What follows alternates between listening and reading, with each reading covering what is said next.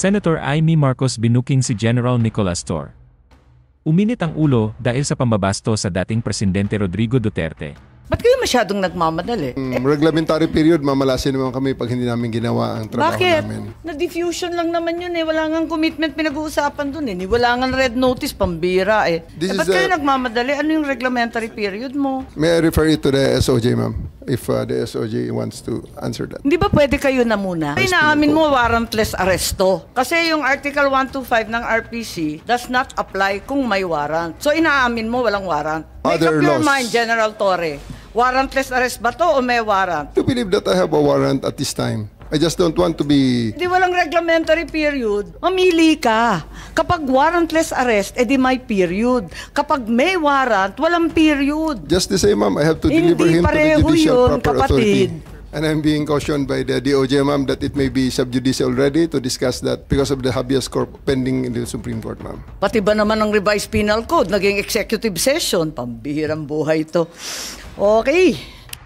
Ginisa ng mga senador si Criminal Investigation and Detention Group Chief General Nicolas Torre patungkol sa pag-aresto nito sa dating Pangulo Rodrigo Duterte at pagsuko nito sa International Criminal Court para harapin ang mga kasong crimes against humanity. Sinabi ni Presidential Sister at Senate Panel Chairperson Amy Marcos nitong Huwebes na bukas loob na isinuko ng gobyerno ng Pilipinas si Duterte sa mga banyaga. Sa pagdinig ng Senate Foreign Relations Committee tungkol sa pag-aresto kay Duterte, ipinakita ni Amy Marcos ang serye ng mga video clip mula noong ihatid ang warrant of arrest sa dating Pangulo nang siya ay bumalik sa Pilipinas mula sa Hong Kong. Hanggang noong siya ay lumipad sa Netherlands, tinanong ni Sen. Amy Marcos si Torre kung ano ang protocol ng INI sa pag-aresto sa isang individual. Binanggit ng senador ang isang footage kung saan nakitang ikinaladkad ni Torre ang legal counsel ni Duterte sakay ng eroplano. Tinukoy ni Sen. Amy ang katandaan at mahinang kalagayan ng dating Pangulo. Since when did the Philippines become a province of the Hague? Kung kaya nilo itong gawin sa isang dating Pangulo, sino na lang ang susunod? If they can march into our house and take one of our own, what stops them from doing it again and again? To you, to me, to any of us. What protection can we guarantee our OFWs eking out a living overseas? This is bigger than Duterte. This is about our dignity as Filipinos. Ngayon pa lang ito nangyari sa buong kasaysayan ng Pilipinas. Pero paano kung mauulit? Paano kung sa susunod, ibang Pilipino naman ang kinaladkad papalabas? The Senate will seek answers, and if there is indeed wrongdoing, we will make certain to put up safeguards so this never happens again. We are not here to fight, least of all, to fight each other. We are here to find the truth. Because a country that does not demand answers will always be at the mercy of those who dictate the questions. Ang hustisyang ipinapataw ng dayuhan ay hindi hustisya. Ito ay pang-aalipin. Ito ay pagkontrol. At mga kababayan ko, hindi tayo alipin. Tayo ay Pilipino. At kung Pilipino ka, hindi mo kailanman isusuko ang iyong kapwang Pilipino. Hindi mo isusuko ang iyong pagiging Pilipino. Okay, dito sa video nakikita na si General Torre hinihila yung abogado. Standard procedure po ba ito ng PNP? Bakit mo kinakaladkad yung abogado? Hindi ba karapatan ng isang akusado, arestado na magkaroon ng abogado? Bakit ayaw ninyong palapitin yung abogado? Gabi na ho yun, ma'am. That's already the time that I'm forcing everyone to board the plane. I'm already forcing the former president to board the plane, ma'am. Tapos na yung napakarami ng optics sa kanilang ginawa dyan, ma'am. And, interesting use po of force. You were forcing them. Yes, so you admit you forced them. You use violence. I have to because they won't go with us voluntarily, ma'am. So I have tried all the lahat ng pakiusap ay ginawa na namin naman buong sa araw. dinami-dami ng pulis, ang tanda-tanda na, may sakit pa. Sa palagay mo, masisindak pa yun o kaya bang lumaban nun? In fairness to the President, ma'am, after I handcuffed E.S. Mijaldea and told Attorney Delgado that he's the next one to be handcuffed and boarded on the bus, the former President actually acceded and said, sige na, alis na tayo. You saw that on video. Well, nakita namin, di ba, hinihila mo yung upuan. Hindi ba dapat, talagang General Torre, kailangan makinig ka doon sa sinasabi ng abogado? Di ba karapatan nun? I have already arrested, I even arrested E.S. Mijaldea, ma'am, for obstruction of justice and placed handcuffs on him. That was already the last parts because Masyado ng gabi, aabutin na kami ng umaga doon, ma'am. It's Ilang already oras na? unreasonable. 2 oras pa lang. Kalalanding lang ng Hong Kong ng alas 10, alas 12 12 hours. pa lang to. 12 hours, ma'am. Kaya nga, anong oras to? Kasi Mga sabi 7 mo o'clock na- kanina, 10 o'clock Mga 8 o'clock yan, dumating. ma'am. Yung kay Delgra. O, anong oras na yun? Mga 8 o'clock yan, ma'am. Sa umaga na yan? Gabi? 7 o'clock, 8 o'clock ng gabi na yan, ma'am. 8 Si a.m. Delgra. Ay, 8 p.m. Yes, ma'am. Gano'ng katagal na yon? 10 hours, ma'am. 9 hours. Naka 9 to 10 hours na. So, sa palagay mo, si former president had sufficient chance to challenge na the validity of the arrest. So, sinasabi ninyo na 9 to 10 hours na yan. Kasi nakuha niya yung warrant nung alas 12 mahigit. Hating gabi lampas, ano? Tapos, Tanghali, ma'am. Tanghali, ma'am. Niya nakuha ang okay. warrant. Tapos, tumagal pa sila ng ilang oras. Ng 11 hours, sinasabi po ninyo. Now, since you've been asking questions addressed to Gerald Torre, may I ask Gerald Torre, how did you think did you handle the arrest of former President Duterte properly? Yes, sir. I do, sir. It's proper. It was proper. But when I saw the video, it was really, for me as a citizen of this country, it was really unbelievable. Parang nag-flashback sa akin yung ginawa ng mga kapulisan ng araw sa amin. At ang sabi mo, hihilahin ko yan, hihilahin ko yan. Is that what you said, Gerald Torre?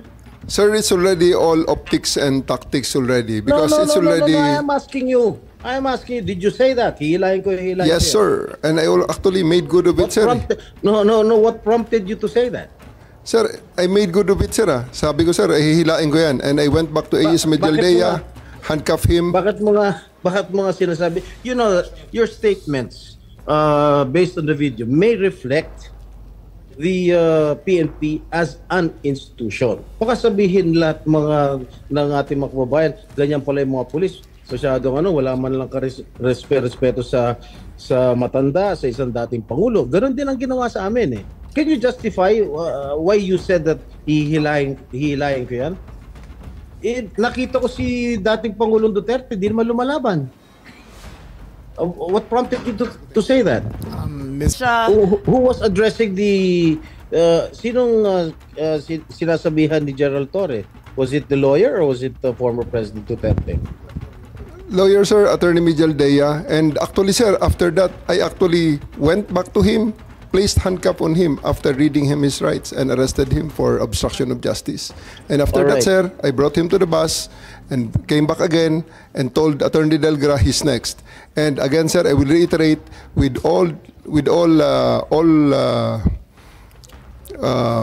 all credits goes to the former president because after he saw that I'm already very, very serious in bringing him into the plane, he said, okay, let's go. And I told Romy, the PSG, to just escort him and he went voluntarily to the bus that brought him to the plane. Sisingit lang ako Senator Jinggoy. Kasi binabasa ko dito yung standard operating ng PNP. Ang liwaliwanag naman eh. No torture, no force, no violence, threat, intimidation, or other means to vitiate the free will to be used against the arrested person. Di the more so, yung mga kasamahan ng arestado.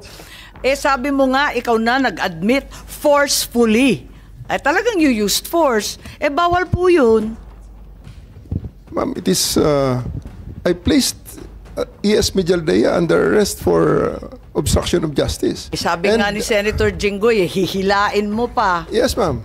I did because I have to get into their heads to make them to make it very, very clear to them that we are already very, very serious of loading the president to the naman, plane. General, pinapaliwanag mo, pero bawal ang paggagamit ng dahas, ng pananakot, ng intimidation, or any other means. Ang liwanag nasa kapulisan yan just to be clear. Yung abogado. If I may, Senator Ayn, Ayan. sino yung kinaladkad nung isang pulis? Yung security na nakaitim. I think it was Gerald Torre na hinila yung isang abogado. Dalawa yun yung abogado, hinila yung upuan, di ba? Tapos yung nakaitim na kinaladkad din. Si Attorney Delgra, sir, because he is next to be arrested. Because of that, the former President PRRD saw that I'm already that serious. And he said he prevented the situation from further deteriorating and escalating. So he said, let's go.